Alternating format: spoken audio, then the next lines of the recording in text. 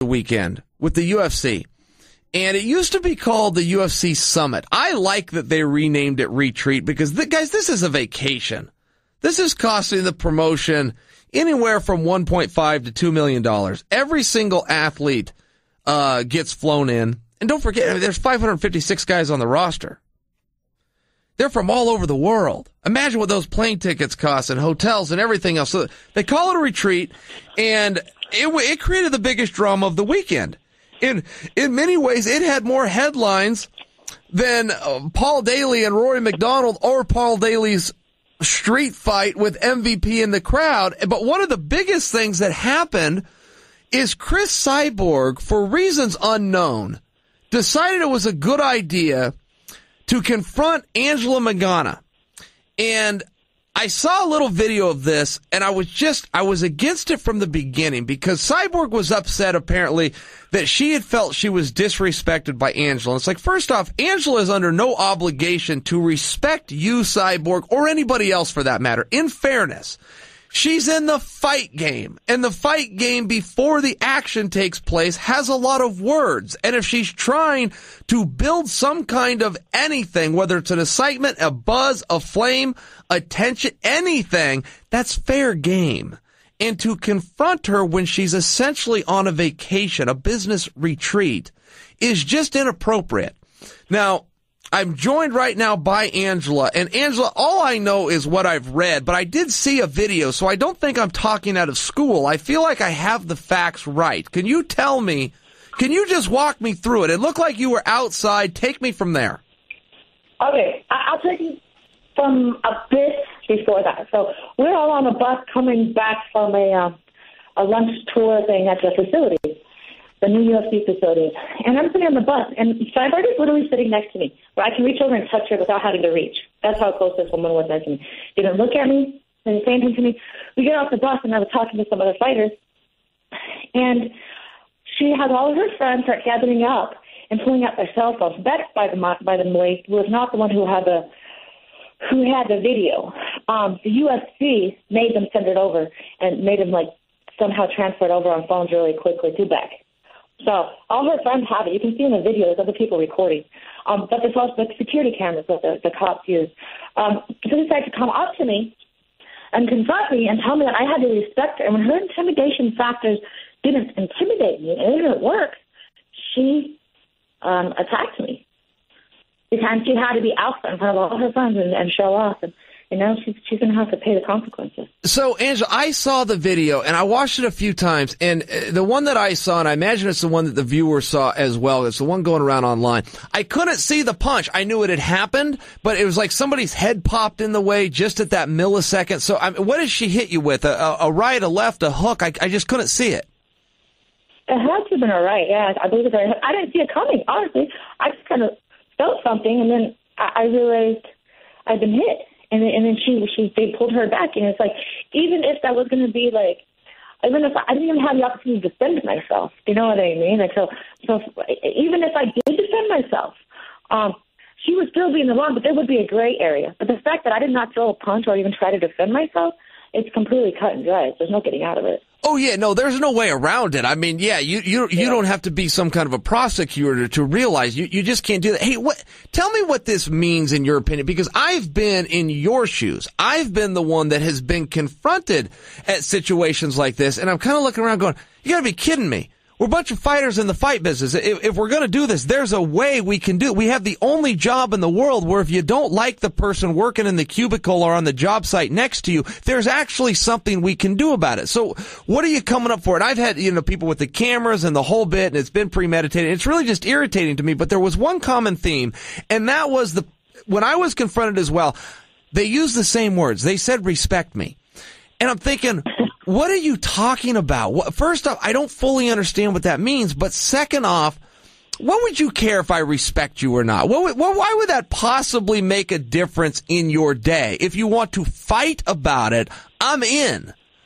Yeah, but there's a way to do that, and it's not here and now. Am I right on that, or am I crazy? You're completely right, and you have to earn respect. You don't earn respect by being a steroid abuser. I'm sorry. like how? And she tried. And the thing is, everybody wants to jump on this. Oh, how dare you sue her? Well, let's not forget when Cyborg tried to sue. I don't know if it was for libel or slander. I got that mixed up. For Ronda Rousey for saying she was on steroids. For saying the truth. You can't get in trouble for saying the truth. And plus, even if she wasn't poking fun at her, anybody poking fun at her, you cannot get in trouble. And then she wants to do this weird passive-aggressive letter to her nation. Like, who does she think she is? Anyways, to her Cyborg nation, and pretty much blaming it on Joe Rogan and Dana White for hitting me. What is wrong with this person? I read that too. It was a nice sympathetic letter. I thought, okay, I'm understanding your insight a little bit. You're more sensitive girl than maybe a lot of people would paint you as, but how that has anything to do with you punching Angela while she's on a corporate retreat in Las Vegas on the street somewhere, that there's no leap you can make big enough to tie those two together. I did think it was an interesting letter. I read it. Okay, well, I kind of felt bad for us. Cyborg, you got your feelings hurt. I don't like that someone got their feelings hurt. What in the hell does that have to do with what you did with Angela? That you cannot tie those two together. You just can't. No, you absolutely cannot. It's comparing apples to oranges, and there's no comparison. So tell me where this stands. So you call the police and you say, hey, I've been assaulted. Do they do anything? I call the police. The UFC called the police. Oh, okay. They were already dialing it, and I was like, call the police. Like, I don't even, like, in a fair fight, you get to defend yourself. I mean, you get there to fight, but, you can't, fuck that. You assaulted me. You attacked me. I wasn't even looking, and you punched me. If you said, let's go, we put our hands up, that's consensual. Maybe we can both get in trouble, but it's not a battery. I mean, disruption of the peace. I have no idea. I'm not an attorney, but, you can't just do that. You can't cheat shot somebody. And the thing is it causes damage, especially if the person's not expecting it. If I had a 10-year-old who had been training for 1 year, punch anybody my size, but it's pretty much for what? I mean, any size, and you're not expecting it, and your face is completely relaxed, your neck completely relaxed, it's going to do damage. That's what people don't understand. And a lot of people want to go on about, what about when John Jones and Cormier? They could push each other. What about that Chisaya? I didn't even know he was punched until later. What about Beth and Ronda? None of those causing the kind of injury. The UFC themselves said this has never happened in UFC history, and they are fucking pissed. Yeah, no, and there's a lot more to it, and you could play the what if game too.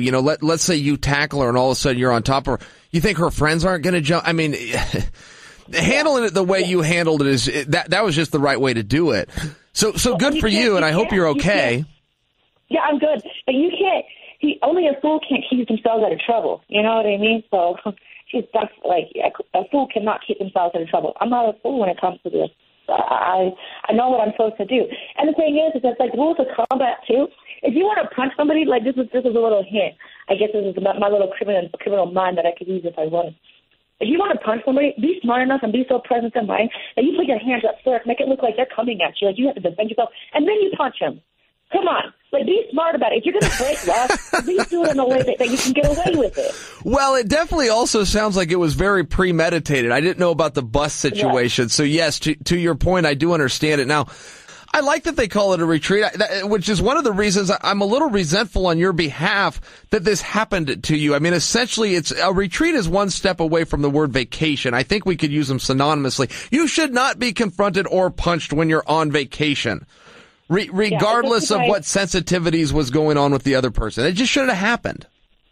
Yeah, exactly. And all these people want to talk crap. And honestly, I don't even know. I just had an interview with TMZ and what would you say to these people who I was like, honestly, I've already said a lot online. I've had fun doing this. But what is it my business what they think? Like, if I try to think about all these different minds that have these different thoughts about me, it's so exhausting. Why would I spend any of my energy towards caring what anybody says or thinks about me? That's the most ridiculous thing. I know who I am, and the voice on the inside is way louder than all the voices on the outside. All that matters to me is me and my family and what they think. And honestly, at the end of the day, if my family thinks something bad about me, I don't care. That's on them. I know who I am, and I know I'm a wonderful person. A lot of people want to talk crap and all the Cyborg, but she does this and she does that. It's just I am building a gym with my own resources, my own connections, in the oldest slum in America, the most feared place in Puerto Rico. I am giving free instruction to these children every day. I hang out with these children every day. Above and beyond, like, I am doing so much good in Puerto Rico right now. And the funny thing is, if I put something online showing anything about that, I get no love. I get no views. As soon as I put something else up, I get 50,000 views. Like, come on, people. The ones that cry about you should do something positive don't give any energy towards the positive. All anybody wants to do is give energy towards the negative. Come on. The masses are asses. The masses are asses. A lot of truth to that. I watch the news every day, and it always starts out something negative and dark and gloomy, and that's what they lead with because that's where the big stories are. You're right. Yep. There's not a lot of interest in somebody going out and doing good or doing the right thing, sadly, but you are right on that point.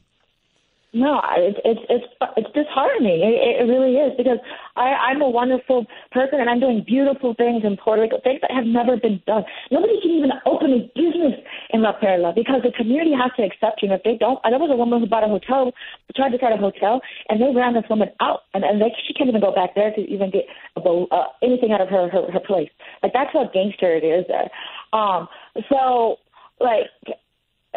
nobody cares. Nobody thinks about that. They just care that Cyborg was in a children's hospital with cancer and her father had cancer that day. I'm like, are your guys' arms tired from trying to reach so damn far? I didn't even realize there was anything cancer-related going on in that picture. I was merely looking at her fucking face. Give me a break, some simple-minded people. They just try to take anything and hold on to it. That's it. It's so nuts. And even these big MMA articles are putting that little part in it. And her father was in cancer, has still battling with cancer. And my motherfucking mother is dead. And my fiance died. And I you know what I mean? And the list goes on forever. If we want to go into these stupid details of what happened in our life when a picture is taken. Yeah, I hear you on that. And yes, there are plenty of negatives out there. But again, like we said earlier, to make the leap between one to an assault and the other is just there. You just can't. One just simply has nothing to do with the other. All right. Let me leave you on this. And I really appreciate you coming on and clearing this up and educating me on some of this. I do want to ask you one thing though. You have challenged her to a grappling match. Is that a sincere challenge? If Cyborg was to say, yes, I accept, let's go wrestle, are you in? 110%. As long as there's a referee there, a legit referee who will call it if she tries to throw an elbow or something dirty and disqualify her. Yeah, 100%. Because you know what? I can wrestle for a long time, and all I've ever wrestled were men. And she falls under that category. And who are huge, and I know how to survive. The thing is, I'll tire her out. She can't fucking survive that long. If I know if I can submit, I'll choke a bitch out, man. Like, I am 100% down. And I'll take a gi. Like, you put a little kid against, like in the kids' classes, we put these kids together and the little one beats the big guy. I mean, it's jiu-jitsu too, but when you have a gi, you can control the person a lot more. So let's do it in a gi. If I'm giving up all that weight, let's do it in a gi and no time limit for the sub. I don't care. Well, I will tell you this. I really like talking.